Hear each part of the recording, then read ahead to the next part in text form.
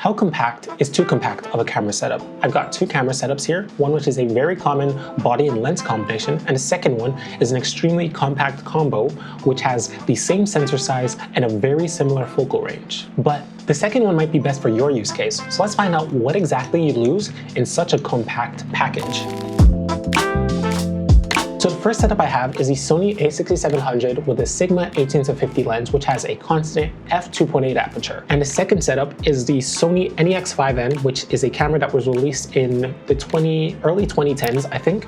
And this one has the Sony 15-60 f3.8 to 5.6 aperture lens. So the A6700 has a 26 megapixel APS-C size sensor which can record video up to 4K, and the NEX-5N has a 16 megapixel APS-C size lens that can only record video up to 1080p. And the A67 setup is 813 grams while the NEX setup is only 378 grams, so it's more than half the weight of the A6700 one. Obviously the Sigma lens is brighter, it has that constant f2.8 aperture through the entire zoom range, but the Sony lens with this NEX-5N is super compact. And keep in mind that both of these lenses are E-mount, so they'll work with either camera. And the 1650 lens actually came with the A6700, and the only reason I got this kit lens with it was so that I could put it on this and have such a compact setup. And the A6700 has some features that the NEX-5N is lacking, since it's 12 years newer than this camera. But I'll list some of those later, and let's hop into the comparison. So let's start off with video, which is where I think the A6700 really thrives. And that's the main reason I got it, actually. I've had this NEX-5N for about a year, I think, and I got this and I was just mainly using it for, like, you know, taking some photos and stuff. And we'll get into that, the photo quality, which I think is honestly pretty good for a camera this age and this cheap as well. The main reason you'd want a compact setup is for vlogging. Carrying a heavy setup can be quite tiring for vlogging for long periods of time. So I recorded some vlog clips to test out the focus, the video quality, and the audio quality using the internal mic. So let's take a look at that and let's see if you can guess which one is from which camera. ISO 100, aperture priority f4.0, shutter speed I can't see, and about 18mm focal length. This is a test to see how well it works for vlogging. We have f4.0, aperture is, well, we're set to aperture priority, so the shutter speed, aperture is f4.0, the shutter speed is 1/1000 and ISO 100. So were you able to figure out which is which? The first one is the NEX-5N and the second one is the A6700. It's probably very easy to figure out even though they both had settings as close as I could get them. And if we review it side by side, we can see that the A6700 has a much sharper image. It's got smoother and way faster autofocus, and it's got much better colors than the NEX setup gave us. And I also tested both cameras in a much more controlled environment in my studio. I tested it with each lens to see if the shortcomings of the NEX-5N are from the camera itself or from the lens itself. And just to reiterate, both of these do use E-mount, so the 1850 will work on this and the 1650 will work on the A6700 that I'm recording on. The difference optically honestly isn't that noticeable on the NEX-5N, and I think the 16-50 is actually better here because you do have that lens stabilization, the Sony optical steady shot. And since this doesn't have in-body image stabilization, it does really make a difference at those longer focal lengths. Using the 18-50, we can kind of see some shake when we're at 50mm, but with the 16-50 Sony lens on this camera, we have like not any noticeable shake. And on the A6700, I noticed that the 18-50 Sigma video is much sharper, but sharper isn't always better for video. Sometimes you want a little bit of softness. So having a soft lens wouldn't be an issue for video, but you can always add this in post-processing. So it's better to have a sharp lens and add softness in post-processing, both for videos and photos. But the 18-50 is much brighter because we do have that constant f2.8 aperture. I also recorded some videos on my smartphone, which is a Google Pixel 9 Pro XL, and it's about as compact as a camera can get, and you always have this on you. So if you are vlogging, you don't need to worry about taking, like, this is a very compact camera setup, but you'd still have to carry this additional bulk. But if you have your smartphone with you and you need to vlog or whatever, you can just open your camera, flip that around, and there we go, we're vlogging. And if you need to, you can change it to 0.5 and get a wider field of view. Super simple. And I think for vlogging, which is what I'm mainly focusing on, because that's why you'd want a compact camera setup, I think for vlogging, you can just stick to your smartphone. The only issue would be if you're using your smartphone you use for smartphone purposes, you are using up your battery life taking videos. So if you are sticking to using this, you might want to have like extra power banks or battery packs for your smartphone. Now, let's take a look at photos and stills. And this is where I really don't notice any difference. The JPEGs look nearly identical in my opinion, and the raw photos as well look very, very similar. But I've taken a lot of photos on this camera, not with this lens in particular, but with this camera, and I was very, very happy with the way that the photos turned out. So zooming in, there's a noticeable difference because of the large megapixel count of the A6700, and the A6700, because it has that higher resolution, is better for, you know, anywhere you'd blow up the image even more. So printing posters and stuff, maybe not billboards, you'd want to use something with an even higher megapixel count for that because it would be so large. But if you're printing posters or whatever, or you want the extra real estate to be able to crop in or zoom in onto the photos, then, you know, a higher megapixel count camera will always be better than this. And even though the results are similar, with the NEX-5N, you do lack a viewfinder, and it has very mediocre autofocus because it's such old technology.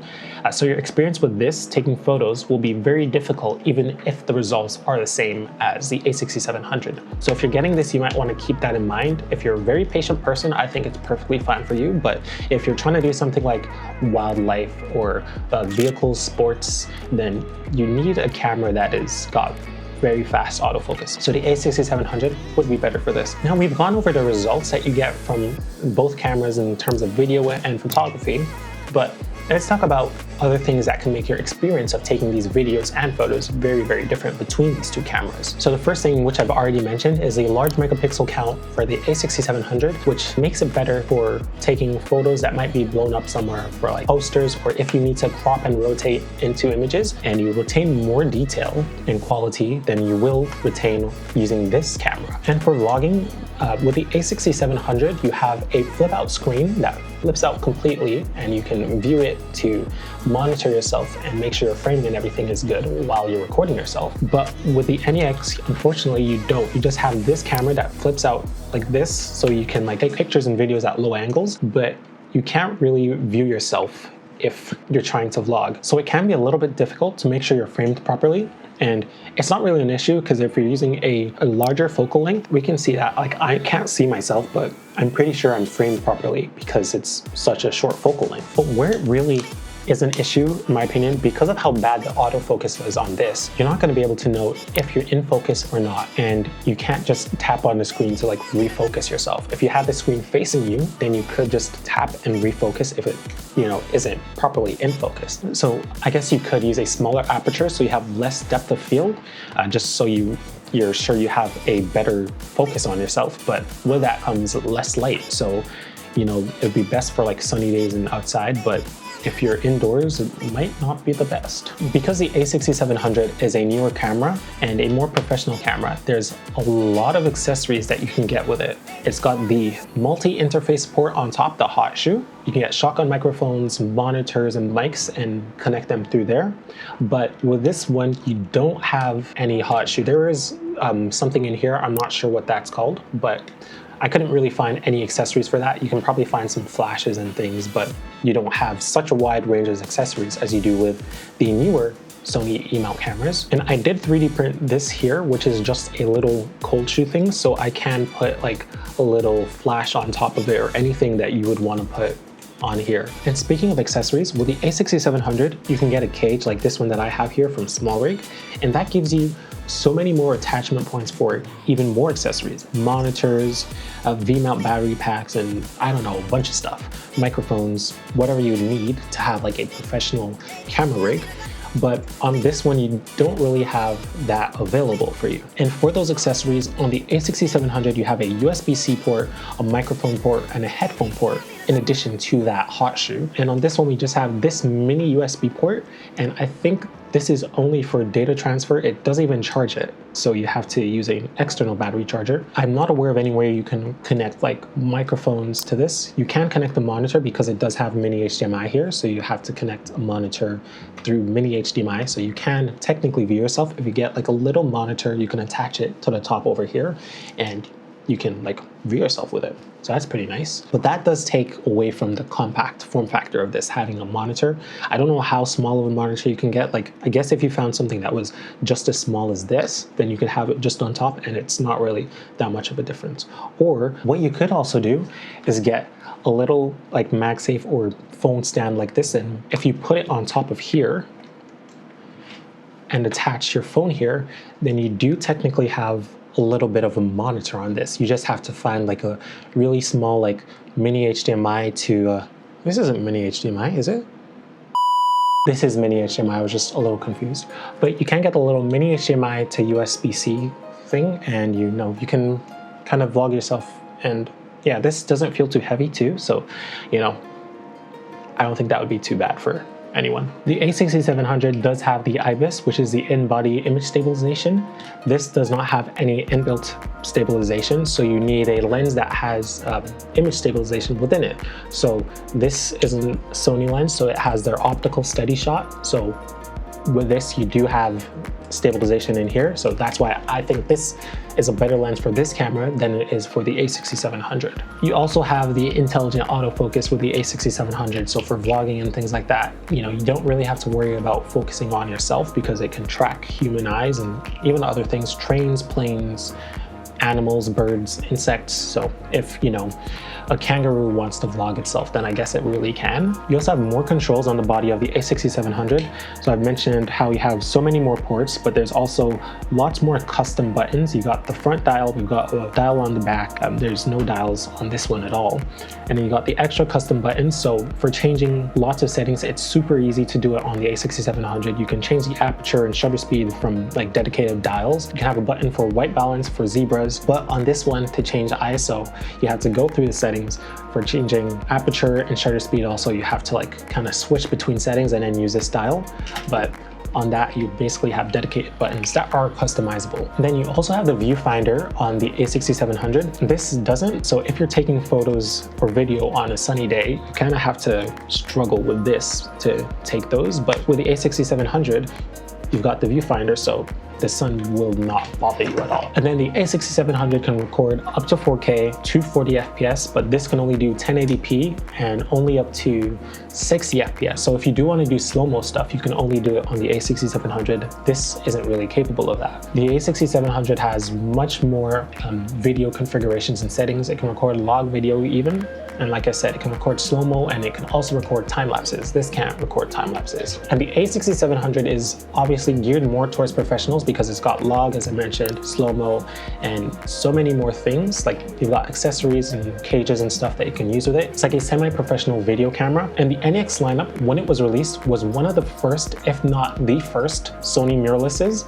And it was geared towards more regular consumers. So the sort of people who would use point and shoots, that's why it's very simple. It's got simple controls. The interface is also super simple. When you're adjusting shutter speed, it shows it in terms of like freezing motion. It doesn't tell you that it's shutter speed. It just tells you for like fast motion versus stills. So it's got much simpler controls and interfaces, which is great for people who don't want to worry about bit rates and video codecs and stuff like that. You got a super small camera you can just use to vlog yourself or take selfies or whatever else you need to do. So what's my final conclusion? The results are very similar, if not exactly the same, but the NEX-5N has slower autofocus and it lacks some comforts that make the process of taking photos on this camera a little bit more difficult and frustrating. For videos, the A6700 really thrives. It has much more options and configurations available. You have log video, you've got time lapses and slow-mo, and the result is very different. The intelligent autofocus, 4K and log video, particularly in my opinion, make it amazing for video. And it's great for filmmakers. But for vlogging, your smartphone is honestly a better choice than the NEX-5N because you do have most likely better autofocus, better video processing, and you can record up to 4K or even 8K in some cases. If you do have a very old smartphone that does struggle with video, then maybe it is worth it getting this. I got the body of this for like 100 or 150 CAD, and the lens was about 100 CAD with the A6700 in the kit. Let me know what you think and if you'll be getting either of these cameras or just sticking to your smartphone. And that's all. Subscribe for more.